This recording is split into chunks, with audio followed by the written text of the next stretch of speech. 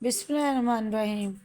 آج سے سینکڑوں برس پہلے عرب کے ایک قبیلے طے میں حاتم نامی شخص پیدا ہوا۔ وہ اتنا سخی تھا کہ اس کی سخاوت کے قصے دنیا بھر میں مشہور ہوئے۔ اس کے دروازے پر جو شخص بھی آیا اپنی ضرورت پوری کر کے گیا۔ کہتے ہیں کہ اسے اپنے ایک گھوڑے سے بہت پیار تھا۔ گھوڑا بھی اپنے مالک کا وفادار تھا۔ ایک روز آدھی رات کے قریب اس کے گھر میں چند مہمان آ گئے۔ اتفاق کی بات ہے کہ اس وقت حاتم کے پاس اپنے مہمانوں کی دعوت کے لیے کچھ نہیں تھا اور رات کے اس وقت انتظام کرنا بھی بہت مشکل تھا۔ حاتم تائی نے اپنا پسندیدہ گھوڑا ذبح کر کے مہمانوں کی دعوت کر ڈالی اور مہمان نوازی کی لاج رکھ لی۔ حاتم طائی زمانہ جاہلیت میں نہایت مشہور و معروف تھا۔ اس کی بیوی معاویہ بنت افزر اس کو ٹوکتی رہتی کہ اتنی زیادہ سخاوت مناسب نہیں، ذرا ہاتھ روک کر خرچ کیا کرو۔ اس کے احتجاج و اعتراض کا حاتم طائی پر کوئی اثر نہیں ہوتا تھا۔ وہ اس کی جلی کٹی سنتا ضرور تھا مگر مرضی اپنی کرتا تھا۔ اس کے پاس دور دور سے لوگ ملنے آتے تھے، اس کی مہمان نوازی سے لطف اندوز ہوتے اور دعائیں دیتے ہوئے جاتے۔ معاویہ کا ایک چچا زاد تھا جس کا نام مالک تھا۔ وہ معاویہ کو پسند کرتا تھا۔ ایک دن اس نے معاویہ سے کہا، تم آخر حاتم کو سمجھاتی کیوں نہیں؟ دیکھتی نہیں وہ کس طرح بغیر سوچے سمجھے مال لٹاتا ہے؟ اس کے پاس کتنا ہی قیمتی مال کیوں نہ ہو، جب تک وہ اسے خرچ نہ کر لے اسے چین نہیں آتا۔ اب تو اس کے پاس جائیداد ہے، اگر اسی طرح مال لٹاتا رہا تو ایک دن وہ بھی آئے گا کہ جب کنگال ہو جائے گا، پھر تمہاری زندگی اجیرن ہو جائے گی۔ اگر اچانک یہ مر جائے تو سوچو تمہارا کیا بنے گا؟ تمہارے بچے بھوکے اور بے یار و مددگار رہ جائیں گے۔ معاویہ نے مالک کی بات کی تصدیق کی اور اسے سراہا۔ تم واقعی میرے خیر خواہ ہو مگر میں کیا کر سکتی ہوں؟ مالک نے اسے ورغلایا، اگر تم حاتم سے طلاق لے لو تو میں تم سے شادی کر لوں گا۔ میں مالی طور پر حاتم سے زیادہ مستحکم ہوں، مالدار ہوں اور صاحب جائیداد ہوں۔ میرے ساتھ تمہیں کوئی پریشانی نہیں ہوگی۔ یہ اسلام سے پہلے کا دور تھا۔ اس دور میں عورتوں کا اپنے خاوند سے طلاق لینے کا طریقہ یہ تھا کہ عورت جانوروں کے بالوں سے بنے خیمے میں بیٹھ جاتی۔ اگر اس کے گھر کا دروازہ مشرق کی طرف ہوتا تو وہ خیمے کا دروازہ مغرب کی طرف کر لیتی، اور اگر مغرب کی طرف ہوتا تو مشرق کی طرف پھیر دیتی۔ یہ گویا اعلان تھا کہ عورت اپنے خاوند کے ساتھ نہیں رہنا چاہتی ہے۔ معاویہ اپنے چچا زاد کی چکنی چپڑی باتوں میں آ گئی اور آخرکار اس نے خیمے کے دروازے کا رخ بدل لیا۔ حاتم گھر آیا تو دیکھا کہ دروازے کا رخ بدلا ہوا ہے۔ اسے سمجھ آ گئی کہ معاویہ اس کے ساتھ نہیں رہنا چاہتی۔ اس نے اپنے بیٹے عدی کو بلایا اور کہا، دیکھو تمہاری ماں نے کیا کیا ہے۔ عدی نے کہا، میں نے بھی دیکھ تو لیا ہے مگر میں کر بھی کیا سکتا ہوں۔ حاتم نے اپنے بیٹے کا ہاتھ پکڑا اور تھوڑی دور ایک وادی میں جا کر سکونت اختیار کر لی۔ اسی دوران 50 افراد پر مشتمل ایک قافلے نے حسب معمول حاتم کے گھر کے آگے آ کر پڑاؤ ڈالا۔ مہمانوں کا قافلہ دیکھ کر معاویہ کے پاؤں تلے سے زمین نکل گئی۔ اس نے اپنی کنیز کو بلوایا اور کہا کہ میرے چچا زاد بھائی مالک کو مہمانوں کا بتاؤ۔ اس سے کہو کہ ان کے لیے دودھ اور کھانے پینے کا سامان فوراً بھجوائے، آخر مہمان نوازی تو کرنی ہوگی۔ کنیز سوچ رہی تھی کہ آج لوگ حاتم کا مقام جان لیں گے، یقیناً آج کی رات فیصلہ کن ہے۔ کنیز مالک کے پاس گئی اور معاویہ کا پیغام دیا۔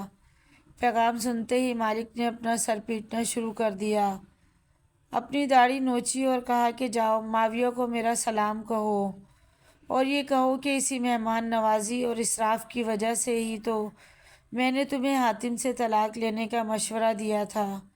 اب مجھے اس مصیبت میں پھنسانا چاہتی ہو؟ میں باز آیا ایسی سخاوت اور مہمان نوازی سے؟ ایک ساتھ 50 آدمیوں کی مہمان نوازی میرے بس کی بات نہیں۔ کنیز نے آ کر معاویہ کے سامنے مالک کے الفاظ دہرا دیے۔ معاویہ کو یہ جواب اچھا نہ لگا۔ گھر میں مہمان بیٹھے تھے، آخر وہ حاتم تائی کی بیوی تھی۔ اس کے گھر میں ہر وقت مہمانوں کا میلہ لگا ہوتا تھا۔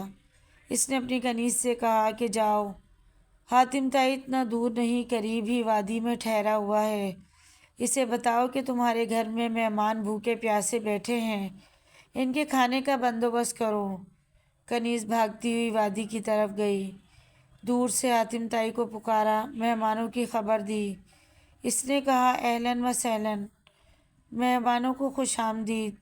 وہ بھاگتا ہوا اونٹوں کے باڑے میں آیا، 2 اونٹ کھول کر خیمے کے پاس لایا اور ان کی پچھلی ٹانگوں کے گھٹنے کاٹ ڈالے۔ اس دور میں ذبح کرنے کا یہی طریقہ تھا۔ معاویہ نے دیکھا تو زور زور سے چلانے لگی کہ یہ تم کیا کر رہے ہو؟ میں نے اسی وجہ سے تو تم سے جدائی اختیار کی تھی۔ یہ اونٹ میری اولاد کے لیے چھوڑ دو، مہمانوں کی خدمت کسی اور طریقے سے بھی ہو سکتی ہے۔ حاتم تائی نے جواب دیا، معاویہ تیرا ستیہ ناس ہو، جس ذات نے ان مہمانوں کو، تیری اولاد کو اور ساری مخلوق کو پیدا کیا ہے، وہی ان کا روزی رساں بھی ہے۔ تم فکر کرنے والی کون ہوتی ہو؟ حاتم تائی کے دور میں ایک بادشاہ نوفل حکومت کرتا تھا۔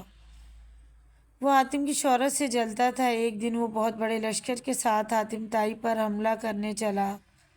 جب حاتم تائی کو پتہ چلا تو اس نے سوچا میری وجہ سے بہت سے آدمی مارے جائیں گے اور بڑی خون ریزی ہوگی، ان سب کا عذاب مجھ پر ہوگا۔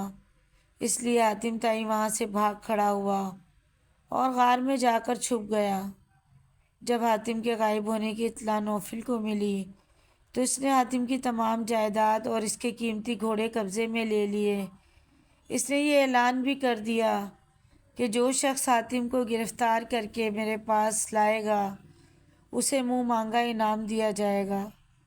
یہ اعلان سن کر لالچی لوگوں نے اپنی قسمت آزمانے کا فیصلہ کیا اور حاتم کی تلاش شروع کر دی، لیکن وہ سب ناکام رہے۔ ایک دن ایک بوڑھا لکڑہارا اپنی بیوی اور بچوں کے ساتھ سوکھی ہوئی لکڑیاں ڈھونڈتے ہوئے پہاڑ کے دامن میں گیا۔ وہاں ایک غار میں حاتم چھپا ہوا تھا۔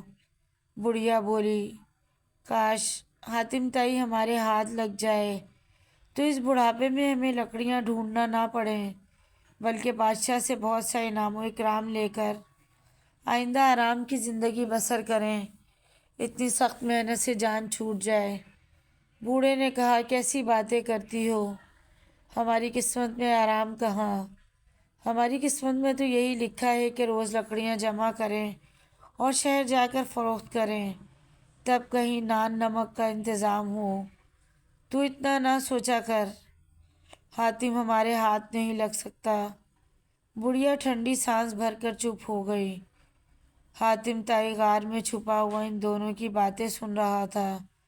اس نے سوچا کہ میری اس زندگی سے کیا فائدہ؟ جسے انسان کے دل میں رحم نہیں وہ انسان ہی نہیں۔ حاتم غار سے باہر آ گیا اور بوڑھے لکڑہارے اور بڑھیا سے مخاطب ہو کر بولا، تم لوگ مجھے نوفل بادشاہ کے پاس لے چلو اور اپنا انعام پاؤ تاکہ تمہاری آئندہ زندگی آرام سے گزرے۔ بوڑھے لکڑہارے نے کہا ہم ایسا نہیں کر سکتے، نہ جانے بادشاہ تمہارے ساتھ کیا سلوک کرے، اگر اس نے تم کو جان سے مار دیا تو یہ گناہ ہمارے حساب میں لکھا جائے گا۔ ہم ایسا نہیں کر سکتے۔ حاتم نے کہا تم لوگ ایسا نہیں کر سکتے تو میں بادشاہ کے پاس جاتا ہوں، وہاں جا کر کہوں گا کہ مجھے گرفتار کر لو اور ان دونوں نے مجھے تلاش کیا ہے، انہیں انعام دو۔ بوڑھا لکڑہارا یہ سن کر ہنسا اور حاتم تائی سے بولا، یہ تو بھلائی کے بدلے برائی ہے۔ ابھی یہ باتیں ہو ہی رہی تھی کہ بہت سے لوگ جمع ہو گئے۔ ان سب نے انعام کے لالچ میں حاتم کو گھیر لیا اور اسے لے کر نوفل کے دربار میں پہنچ گئے۔ وہاں جا کر کہا ہم نے حاتم تائی کو تلاش کیا ہے، اس لیے ہمیں انعام دیا جائے۔ ان لوگوں کے ساتھ بوڑھا لکڑہارا اور بڑھیا بھی بادشاہ کے دربار میں پہنچے اور ایک کونے میں خاموش کھڑے ہو گئے۔ حاتم نے بادشاہ سے کہا اے بادشاہ، یہ سب جھوٹے ہیں، مجھے تو اس کونے میں کھڑے ہوئے بوڑھے اور بڑھیا نے تلاش کیا ہے۔ نوفل بادشاہ نے بوڑھے لکڑہارے کو اپنے قریب بلایا اور پوچھا کیا حاتم سچ بول رہا ہے؟ بوڑھے لکڑہالے نے تمام واقعہ سچ سچ بیان کر دیا اور بادشاہ کو بتایا۔ حاتم صرف ہماری مدد کی خاطر اپنے آپ کو گرفتار کرانے آیا ہے۔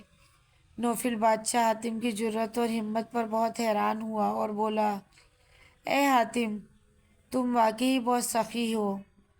تیری سخاوت کے چرچے غلط نہیں ہیں۔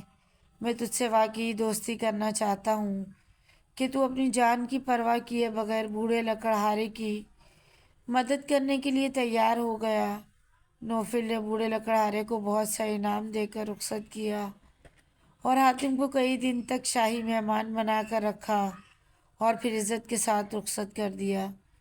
مزید ایسی ویڈیوز کے لیے چینل کو ضرور سبسکرائب کریں۔ ویڈیو پسند آئے تو لائک شیئر کمنٹ کیجیے۔